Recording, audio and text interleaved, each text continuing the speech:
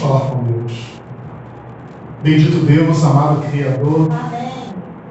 Obrigado, Pai querido, pelo privilégio de poder estar na Tua casa, em tão boas circunstâncias. Queria, Pai querido, que a Tua igreja estivesse mais florida. Que as pessoas priorizassem, Pai querido, estar na Tua casa. Mas Tu sabes de todas as coisas. Que o Teu Santo Espírito possa incomodar a Tua igreja a Te buscar enquanto é tempo, enquanto a porta da graça está aberta, e se preparar para receber a tão aguardada chuva serôdia. Pai querido, que o Teu Santo Espírito incomode essas pessoas, enquanto há tempo. Tenha misericórdia. Pai querido, eu também venho te pedir pelo filho do Josiano que nasceu. A filha, né, ela está internada, né, não está podendo ir para casa. Então, que o Senhor possa ser com a Cláudia no hospital. E louvado seja o Teu nome, Pai querido, por essa família linda que o Senhor deu ao Teu servo Josiano. Seja com ele, Pai querido, para a honra e para a glória do Teu santo nome. Pai querido, em especial, eu venho te pedir aqui pela Larissa. Que o Teu Santo Espírito, Pai querido, não deixe que ela se afaste ainda mais. O mundo ilude tantos jovens, Pai querido. Que o Senhor possa ser com ela. Uma pessoa que praticamente nasceu na Tua igreja. Que o Teu Santo Espírito não deixe ela se afastar, Senhor. Porque depois para voltar é muito difícil.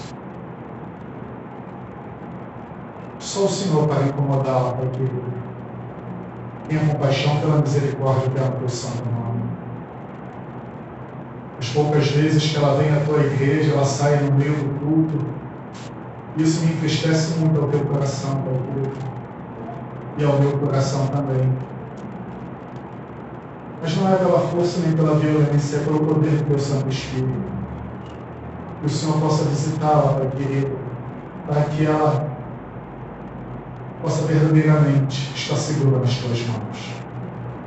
Abençoe-me agora a falar a grandeza da Tua palavra. Que o Teu Santo Espírito possa me usar, Senhor. Em nome do Teu Filho amado Jesus Cristo, eu Te agradeço. Amém. Com exceção aqui da Eneida, todos já têm um bom tempo de igreja, né? Eu vou colocar um vídeo agora. Eu gostaria que vocês refletissem um pouco sobre o que esse pastor vai falar.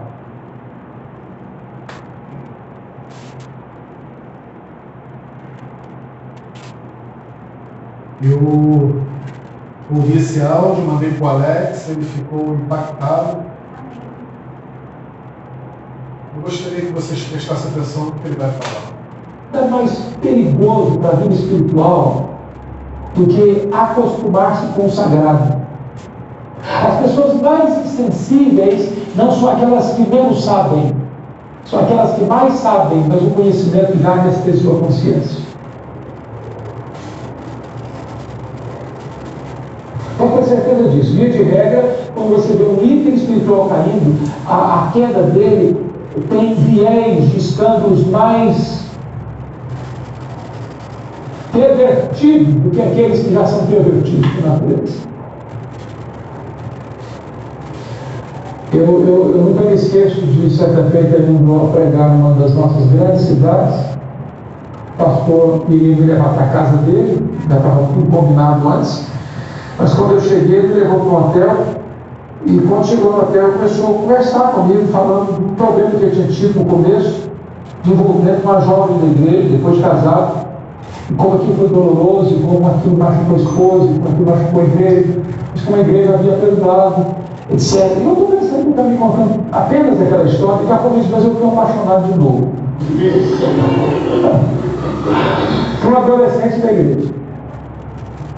E eu gastei com esse cidadão 2 horas, conversando, orando, aconselhando, lá pelas tantas, depois de 2 horas de conversa, o cara desatou a chorar.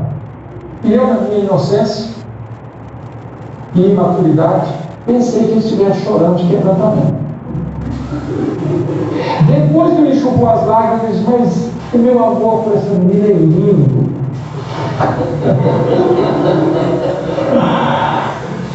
Eu disse para ele: eu não vou embora dessa cidade sem falar com essa moça. Chamei a moça e minha filha, que ele estava levando a menina na casa dele, chamando para fazer renovação com ele, para fazer visita com ele, aquela coisa toda. Minha filha, você vai me prometer uma coisa: você não vai na casa desse homem mais, você não vai orar desse homem mais, você não vai fazer visita desse homem mais. E se qualquer coisa estranha acontecer, por favor, me ligue. Passaram-se 5 meses, telefone tocou. Era a moça: e aí, minha filha, o que aconteceu? O pastor, eu fiz, o senhor mandou. E aí? Ele largou e voltou, ela está dando em cima da minha irmã lá. Ele disse para ela: você faz um favor para mim, chama os presbíteros da igreja, senta com eles, abre o verbo. Esse homem não tem condições emocionais, morais, espirituais de apacentar o rebanho. O grande problema é que muitas vezes essas pessoas só vão parar quando forem flagradas, apanhadas no ato do seu erro. Pois bem, é nesse contexto então que eu gostaria que vocês olhassem comigo. Quem está administrando o tempo aí vai falar quanto tempo? Temos 40 minutos. Nós temos ainda mais? Nós temos 40 minutos. Então vamos dar uma olhadinha rápida. Nós vamos dar uma olhadinha rápida em Atos 17, Atos 20. Atos 17, não, Atos 20, verso 17 a 31. Eu não vou ler o texto todo, vamos ganhar um pouco de tempo aqui, e vamos lendo o texto na medida que vamos examinando o texto, tá certo? Nesse mundo aqui que nós abordamos, vamos ver alguns compromissos de um pastor. Primeiro compromisso, versículo 19, Atos 20, versículo 19: servindo ao Senhor com toda a humildade, lágrimas e provações que pelas ciladas dos judeus me sobrevieram. Paulo está falando com os presbíteros de Éfeso, na cidade de Mileto. Primeiro compromisso que um líder precisa ter é com Deus. O líder precisa saber a quem está servindo. Porque às vezes ele pode confundir, sabia? Você pode estar servindo a denominação, você pode estar servindo a igreja local, você pode estar servindo a um grupo da igreja, você pode estar servindo aos interesses de alguém influente da igreja, ou você pode estar servindo aos seus próprios interesses. Paulo diz: estou servindo a Deus. E quem serve a Deus não tem medo dos homens. Quem serve a Deus não tem medo de críticas. Quem serve a Deus não está buscando aplausos. Quem serve a Deus não depende de elogios. Quem serve a Deus está fazendo a obra com integridade, a despeito das lutas e oposições. Anote que Paulo diz: com toda humildade e lágrimas, pela provação. E ele vai mencionar outro fato aí: pelas ciladas dos judeus que sobrevieram. Ou seja, muitas vezes o fato de você estar servindo a Deus é que vai gerar provação, lágrima e até cilada. Obrigado. Assim eu não preciso concorrer com ela. Note você esse ponto. Às vezes, quando você pensa que está tudo bem, ou o ministério é uma bênção porque está tudo calmo demais, nem sempre calmaria é sinônimo da bênção de Deus, não. Quando eu olho para a vida de Paulo, não teve ninguém que teve vida mais turbulenta do que ele. Ninguém. Então é importante você definir na sua vida pastoral, de liderança, o seguinte: a quem você está servindo? Qual é o seu propósito? Qual é a sua bandeira? Para que você está fazendo o que está fazendo? Qual a motivação? Isso é muito importante. A gente às vezes está trabalhando demais, perdendo a razão de ser um ativista maluco e nem sabe por que está fazendo o que está fazendo. Segundo compromisso de um pastor é consigo mesmo. Olha o versículo 18. E quando se encontraram com ele, disse-lhes: vós bem sabeis como foi que me conduzi entre vós em todo o tempo, desde o primeiro dia em que entrei na Ásia. Parte A do versículo 28. Atendei por vós. Gente, Paulo me ensina uma coisa importantíssima aqui. O líder precisa ter uma vida irrepreensível. A vida do líder é a vida da sua liderança. Paulo diz: vocês sabem como é que eu me conduzi desde o primeiro dia. Não tem nada escondido na minha vida. Não tem nada debaixo do tapete. Não tem nada nublado. Não tem nada escuro. Não tem gaveta secreta na minha vida. Não tem área nebulosa no meu caráter.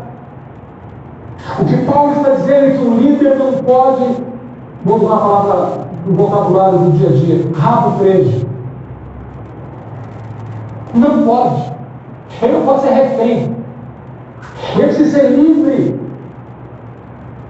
para pregar a palavra com ousadia, doa quem doer. Ele não está atendendo ao interesse de grupos ou de pessoas, ele está a serviço de Deus. E aí no versículo 28, Paulo diz assim: atendei por vós. Ou seja, antes de você pastorear a igreja, você precisa pastorear você mesmo. Por quê? Para você não incorrer nos mesmos erros que você denuncia. Para você não ser inconsistente.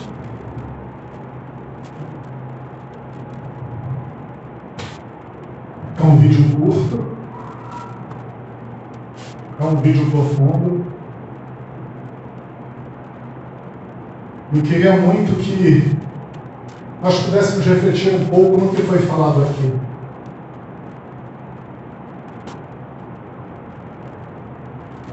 Igreja pequena, todos ocupam um cargo de liderança, né? Quase todos aqui, com exceção da minha mãe, que pediu para não ser escolhida, todos aqui temos cargos. E o que essa mensagem fala para vocês? Por qual motivo vocês estão aqui hoje? Vocês vieram ter um encontro com Deus, ser adorado? Aqui vem falando que a vida da liderança, ela reflete na vida dos membros. Eu não me canso de falar, nós temos uma mensagem tão poderosa. A verdade está ao nosso lado. Irou-se o dragão contra a mulher e foi fazer guerra ao resto da sua semente. Os que guardam os mandamentos de Deus e têm a fé em Jesus. Nós somos essa igreja que o inimigo veio fazer guerra. Nós somos os que guardamos os mandamentos de Deus e temos o testemunho de Jesus, que é o Espírito de profecia. Mas por que a nossa verdade ela não está atraindo como deveria atrair? Aqui foi falado uma coisa importante: viver. Viver o que pregamos. Eu queria muito que vocês pudessem refletir sobre tudo que foi falado aqui. Deus levantou essa igreja para exaltar a sua lei. Como nós estamos guardando o seu santo dia?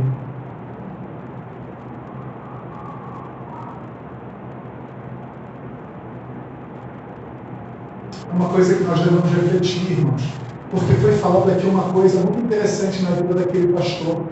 Com o tempo, o que acontece com a vida espiritual? O que aconteceu com a vida de Salomão? O que acontece quando a gente perde o primeiro amor? O que acontece quando a gente passa a banalizar as coisas que são sagradas? Esse testemunho que foi falado aqui é um testemunho real da vida de um pastor.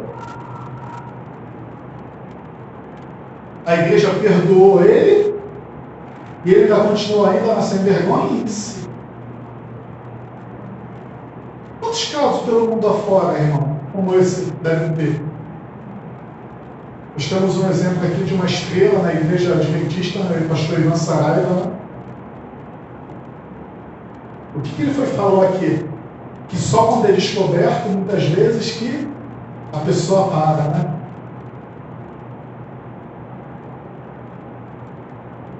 Esses testemunhos, irmãos, eles servem para nos fortalecer e para nos servir de alerta. Às vezes a gente não vai tão longe quanto esse pastor. Mas Deus chamou essa igreja para uma missão especial.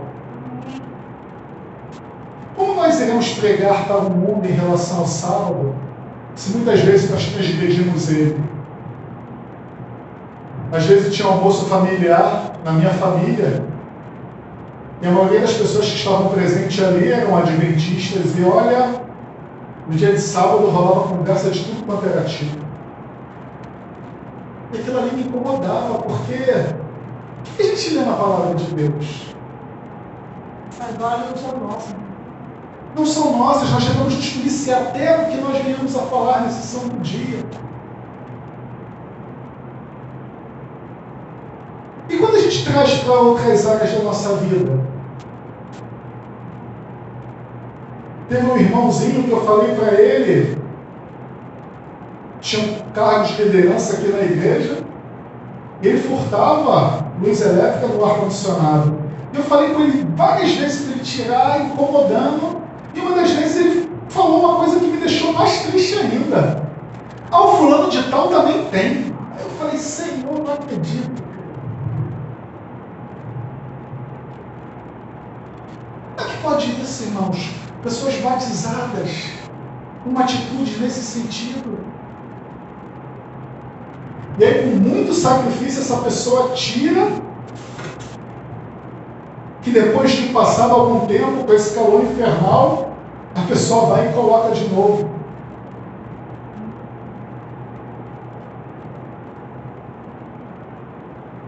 Por que a palavra de Deus não está penetrando mais no coração dessas pessoas? Como falou aqui, será que a gente não está anestesiado? Será que a palavra de Deus ela não clama ao nosso coração? Será que a gente obedece a palavra de Deus até onde nos convém? A palavra de Deus ela diz o que em relação ao casamento, irmãos? Que não separe aquilo que o homem...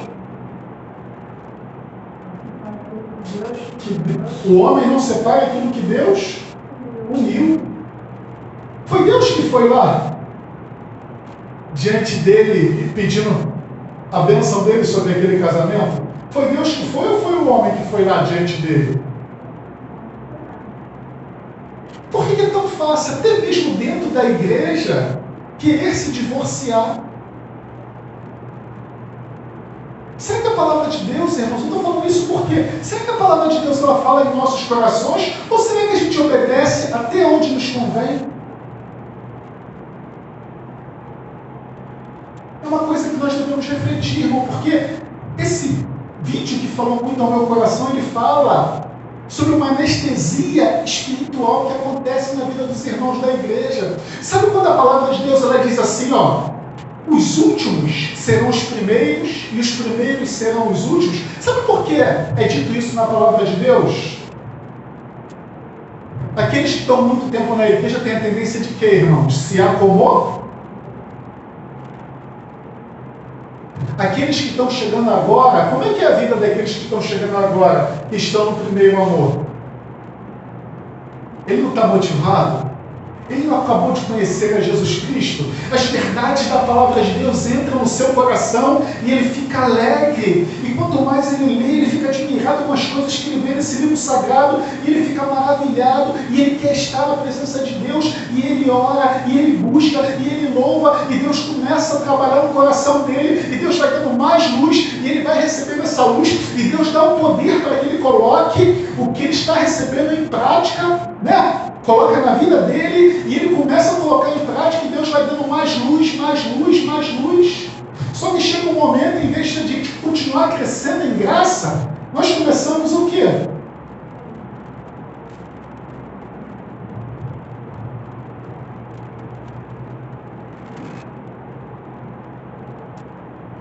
Será que nós não estamos anestesiados, irmãos, em relação à palavra de Deus? Uma vez eu falei para alguém da minha família, adventista, estava doida para casar. E eu falo, né, que a palavra de Deus diz que não vos ponhais em julgo desigual com os incrédulos, né? E a triste resposta que eu ouvi, tipo assim, o que aparecer, como se fosse nessas palavras. Quer dizer, está tão difícil arrumar uma boa pessoa, né? Então, da onde ela aparecer, se for, vai ser essa mesma. E o temor do Senhor? Como Deus poderá abençoar, irmãos? Se a gente só obedece a palavra, até onde nos convém. Pessoas facilmente anestesiadas, porque não tem medo não. Não tem medo, não tem mais temor, não consegue mais fazer separação entre o santo e o profano. Eu estou falando isso, irmãos, porque isso pode estar acontecendo com a gente. Ao se passar um tempo na igreja, nós começamos a esmorecer, começamos a abrir concessões, uma concessão aqui, outra concessão ali, e quando a gente vê, a gente vai de ladeira abaixo. Porque nós temos uma natureza que temos que estar o quê? Inteiramente aos pés do Senhor. Me lembro aqui quando eu falei da oração, Martinho Lutero, ele temia que se ele não passasse 2 horas na presença de Deus de manhã, ele temia que ele perderia a guerra espiritual ao longo do dia contra as forças satânicas.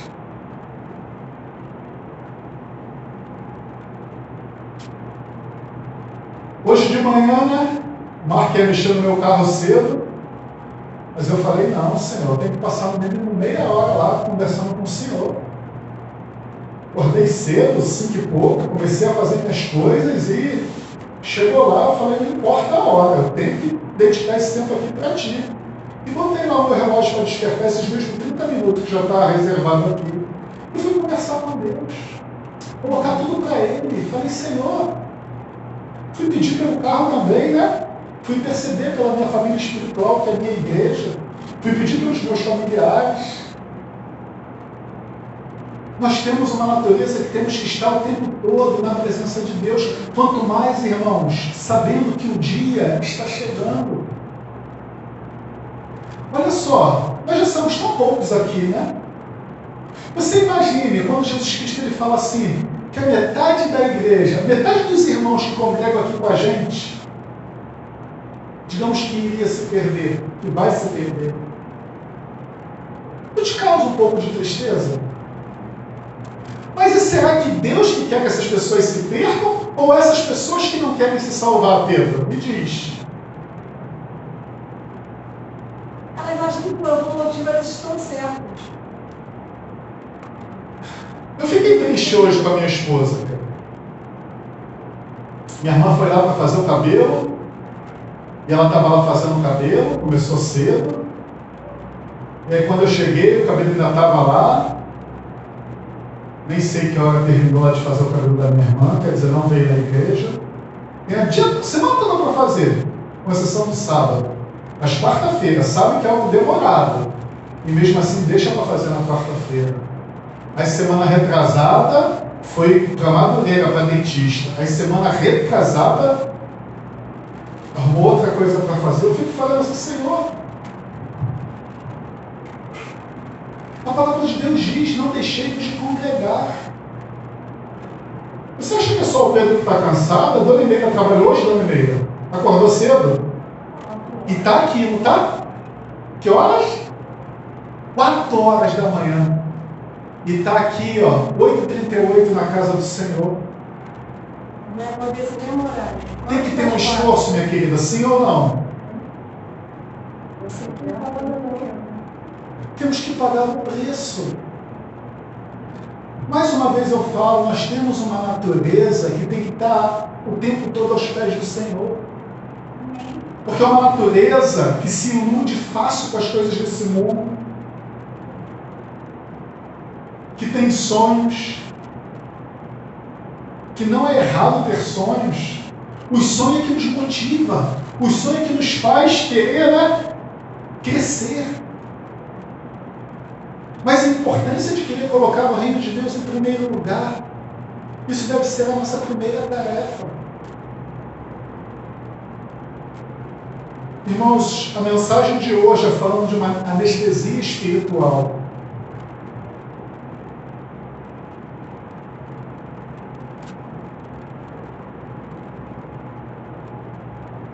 Muitas vezes nós vemos aqui para a igreja, o mensageiro ele fala da palavra de Deus,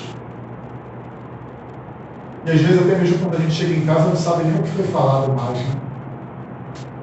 Será que a palavra de Deus está entrando em nossos corações e está fazendo nele morada? Deus ele pedia para pegar a palavra dele, escrever nos murais, nos umbrais das portas. Por quê? Para que a gente venha, né? Davi ele falava o quê? Meditava na lei de Deus. Sabe o que é você meditar na lei de Deus e você ver a grandeza do que foi escrito ali? Você saber a importância de um Deus santo. Olha só, o que é o oposto da santidade? Alguém poderia me dizer? De lealdade. O oposto da santidade para mim é o pecado. Deus ele tornando um povo santo, é um povo livre do pecado. Agora você já viu por que Jesus Cristo ele falou na oração do Pai Nosso, santificado seja o teu nome, a importância de nós termos um Deus santo. Nós já sabemos o contrário, o oposto da santidade, que é o pecado, e o que o pecado representa. E a importância de nós termos um Deus santo, que se preocupa conosco. Quantos aqui já estudaram, né? Dos deuses gregos, né? Eles criaram, na filosofia deles, eles criaram a humanidade e deixaram elas o quê? Por si mesmo, né? Mercê da própria sorte.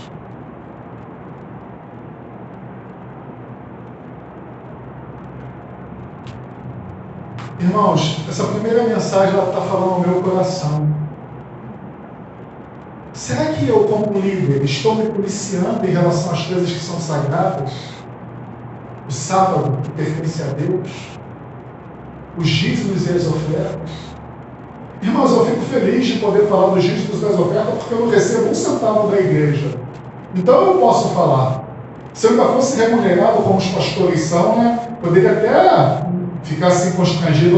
Você está falando porque você recebe alguma coisa, mas eu não recebo um centavo. Então eu posso falar aqui o porquê da importância dos dízimos e das ofertas, de nós sermos fiéis. Irmãos, a primeira lição que Deus quer dizer em relação a isso é que Ele quer dizer para você que o que você acha que é dono e não é. Porque é Ele que te dará a vida, o fôlego de vida. Então, se você morrer, olha só, irmãos, tem pessoas que não gostam de emprestar nada que tem, né? Não? O seu Eduardo, às vezes, eu peço aí um serrote emprestado, ele fica com aquele amor, não gosta de emprestar. Às vezes, quando as pessoas morrerem, aquilo que a gente nem emprestava, sabe o que as outras pessoas vão fazer? Vão jogar fora. E a gente tem um amor por essas coisas, e quando a gente morrer, né? Será que o que eu estou falando aqui é verdade ou é mentira? Então Deus ele quer demonstrar para você, irmãos, quem é o dono de tudo? É Ele. E Ele repreende o devorador. Às vezes as pessoas não é fiel nos dízimos e nas ofertas, e a vida é toda turbulenta, e sai por uma mão e enche pela outra, porque Deus não abençoa. Porque se nós que estamos aqui para dar o exemplo, não o fizemos, o que vai ser das pessoas que estão aí de fora? É por isso que a nossa mensagem, às vezes, ela não chega onde tem que chegar. E eu poderia levar isso para uma série de outros fatores, irmãos. Então, essa mensagem fala muito ao meu coração. Eu creio que foi providência de Deus. E a parte mais triste é que essas pessoas, elas só param quando elas são o quê? Descobertas. A igreja perdoou esse pastor e ele continuou fazendo. E uma coisa que o pastor ele falou, né, o pastor Hernandes, ele falou que me deixou muito triste. Ele falou que essa pessoa não tinha caráter para liderar a igreja de Deus.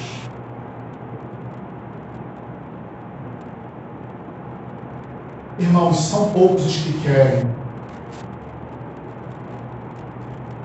Se nós estamos ainda fazendo alguma coisa errada, devemos pedir a Deus força, porque Ele sabe, Senhor, a minha fraqueza espiritual é essa ou aquela, mas me ajude. Nós temos uma obra importante a fazer.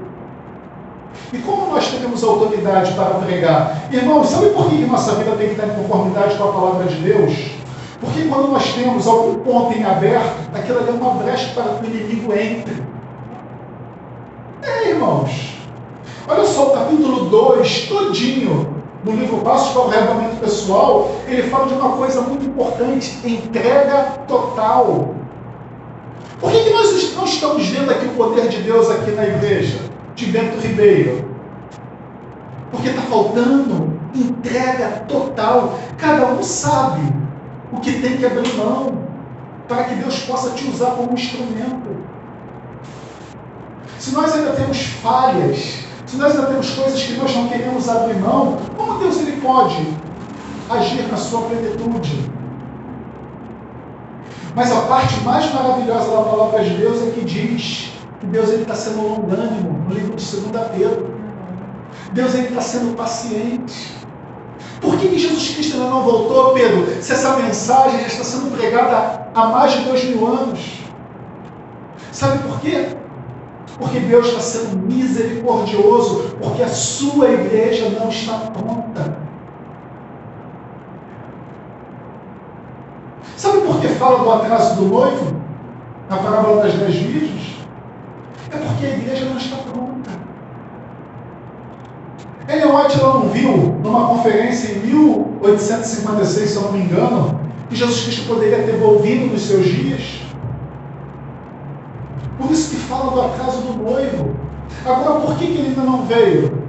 Deus ele está dando tempo. E aí veio uma pandemia que ela sacode não só a igreja, mas o mundo inteiro, para que ele possa despertar, porque a nossa vida, é um sopro.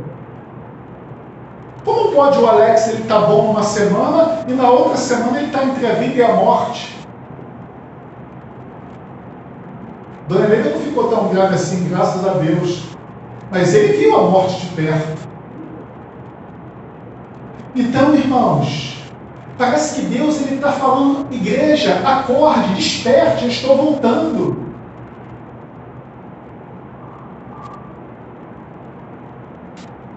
Aí eu já falei para vocês, né, as pessoas querem que essa vacina seja eficaz. Por quê? As pessoas querem voltar à sua vida, ao normal. Mas Jesus Cristo ele quer estabelecer o seu reino. O que você quer, Pedro? Continuar com essa vidinha normal? Sofrendo para ganhar o ganha-pão, né? Eu vejo como é difícil ganhar dinheiro, né? Ô Senhor, tenha misericórdia. Está cada vez mais suado, né? O nosso dinheiro está cada vez, né? É como diz a palavra de Deus, né? O nosso dinheiro está sendo... É como diz, né? Que os últimos dias seriam tempos difíceis. Então você quer continuar nessa vida ou você quer uma vida plena ao lado de Jesus Cristo? Uma vida maravilhosa, sem dor. Um corpo novo em folha. Se alimentar da árvore da vida. Vocês imaginam como devem ser as frutas da nova terra? Irmãos, tudo no auge. Eu já falei para vocês uma vez. Você já comeu uma melancia aguada? Já comeram uma melancia doce como mel? Irmãos, eu acho que na terra, na nova terra, vai ser tudo doce como mel. Vai ser tudo Senhor. Marcelo, acho que assim, pelo que Deus fala para a gente não comer, para não para o nosso organismo, e a gente vê a carne como uma coisa tão gostosa, frango, peixe, o que nós fomos acostumados a comer desde que nós éramos jovens, né? Então a gente vê isso tão gostoso. O pessoal quando fala um churrasquinho, eu amo carne. Amava, né? Eu não gosto, mas não como mais, porque Deus fala para não comer, não é bom. Então, eu acho que Deus lá no céu tem coisa muito melhor do que isso pra gente. Olha, a gente não tem noção. Vocês imaginam todas as frutas no seu sabor máximo, Pedro. Uma manga, uma pera, uma... Irmãos, a gente não tem noção do que Deus preparou para nós. Mas a gente está se contentando com aquela parábola do filho pródigo, com as bolotas dos porcos. Ele não quis se alimentar com aquelas bolotas lá que os porcos, né, se alimentavam. E Deus, Ele quer dar para a gente algo maravilhoso. Eu gostaria muito que vocês pudessem refletir nesse vídeo que foi postado aqui. Porque nós somos a liderança da Igreja de Deus. E como está a nossa vida? Será que a palavra de Deus está anestesiada? Será que ela não fala mais em nosso coração? Esse é o perigo. Por isso que a palavra de Deus, ela fala, os últimos serão os primeiros. Aqueles que estão chegando agora, né? A senhora vê a dona Eneida, né? Está sempre aqui presente nos cultos. A reunião lá, ela sempre faz esforço para estar. O pequeno grupo também, ela está presente, né? Os momentos a suas conquistas, a gente via a dona Eneida lá. E a gente sabe a maratona que ela tem, a idade que ela também já tem. E por que aqueles que estão muito tempo na igreja não têm essa mesma atitude? Por que no culto de quarta-feira as pessoas não estão vindo? Se a igreja só está abrindo, Pedro, quarta, né, e sábado. A igreja não está abrindo por enquanto aos domingos. Vamos ver o que o pastor vai decidir. E por que a pessoa não está vindo se está abrindo só 2 dias? Por que só quer vir ao sábado? Tem uma pessoa da minha família que só queria ir para a igreja nos cultos, divino de sábado. Nem na escola sabatina queria mais apresentar. Olha que ponto. Irmãos, é por isso que eu falei para vocês o seguinte: quanto mais brecha você vai dando, mais brecha o inimigo vai tendo para entrar e fazer a arruaça. É por isso que é importante a gente estar aqui em todas as reuniões da igreja. É por isso que é importante a gente apoiar tudo que os irmãos estão fazendo para o crescimento espiritual. Irmãos, para finalizar, vocês imaginem, nós estamos participando de um juízo. Nesse julgamento que Deus está fazendo, tem 24 anciãos. Esses 24 anciãos, eles servem também como testemunha da raça humana da terra.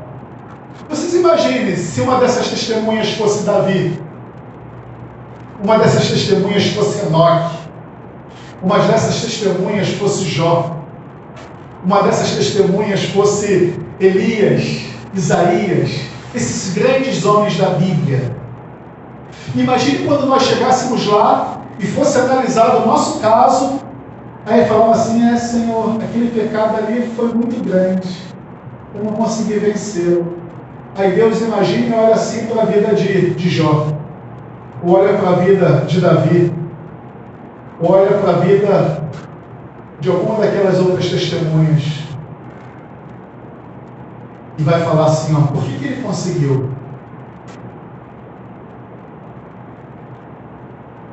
Por que ele foi vitorioso e você não foi? Eu pergunto para vocês: Deus faz acepção de pessoas?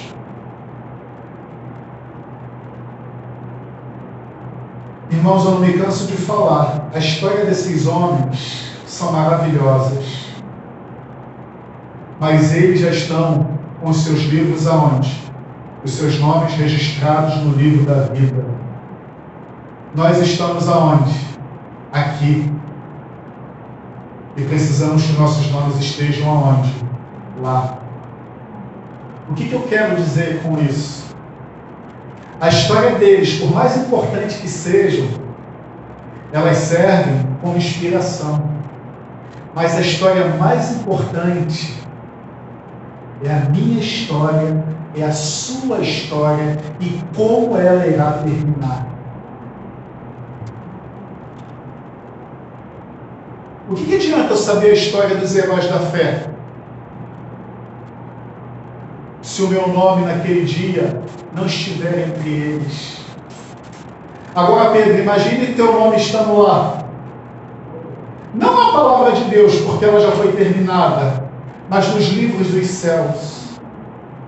Quando saiu a verdade, Pedro foi um daqueles que estiveram de pé, testemunhando que a lei de Deus ainda estava em vigor, que só existe um único Deus, que é digno de toda adoração e de toda aceitação. Imagine, Pedro, se o teu nome estiver escrito com letras de ouro nos livros dos céus, falando do teu testemunho. Testemunho da Dona Ineida, da Dona Teresa, da Juscelia, do Marcelo. Não é essa história que valerá a pena? Irmãos, a mensagem que eu tinha para vocês é essa. Amém. Que vocês possam refletir se a palavra de Deus ainda fala ao seu coração, ou será que nós estamos anestesiados? Quando a palavra de Deus ela diz em relação ao sábado, se nós realmente estamos obedecendo o que está escrito ali, eu estou falando isso porque essa mensagem está falando diretamente para mim. Ou em relação a qualquer outra coisa que a gente sabe, que Deus possa nos abençoar. Aliás, que Deus nos abençoe. Que nós venhamos a ser, não só ouvintes da palavra de Deus, mas que nós venhamos a ser o quê? Praticantes. Para que o nosso nome possa estar no livro da vida do Cordeiro e que nós estejamos lavados pelo sangue que foi derramado na cruz do Calvário. Vamos falar com Deus. Vamos ficar de pé para falar com Deus, irmãos. Bendito Deus, amado Criador. Tenha misericórdia, Senhor Deus, de nós. Se os nossos corações, Pai, estão anestesiados, Senhor, e a Tua palavra não consegue mais penetrar a nossa alma, que o Teu Santo Espírito possa modificar esse nosso estado, Senhor. Senhor, como é possível voltar ao primeiro amor? Como é possível, Pai querido, nos entregarmos de corpo e alma? Pai querido, ajude-nos a fazermos a nossa parte, para que o Senhor faça também a sua. A conversão, o primeiro amor, arrependimento, o nascer de novo, os frutos do Espírito, tudo isso, Pai querido, é o Senhor que faz em nossas vidas, mediante as nossas decisões. Quando Daniel e seus amigos se propuseram no seu coração ser fiel a Ti, o Senhor abriu as portas, Pai querido, e eles obtiveram vitória. Ele sabe quando nós tomamos uma decisão ao Teu lado, Pai querido. Aliás, o Senhor sabe. Ajude-nos, Pai querido, enquanto a folha de vida, enquanto o nosso coração está batendo, enquanto a porta da graça ainda está aberta, Pai querido. Perdoe, Pai querido, os nossos pecados. Lava-nos de todas as nossas imundícias. Dai-nos um coração novo, um espírito novo, Pai querido. Um espírito que se deleite em estar na Tua santa presença. Um espírito que se deleita em Te obedecer. Um espírito que medita de dia e de noite, Pai querido, na Tua palavra, para que ela possa nos conduzir em segurança sobre este mundo de trevas. Abençoe cada família aqui representada, Pai querido. Essas bênçãos eu Te peço, eu Te rogo, em nome de Cristo Jesus, nosso Senhor. Amém.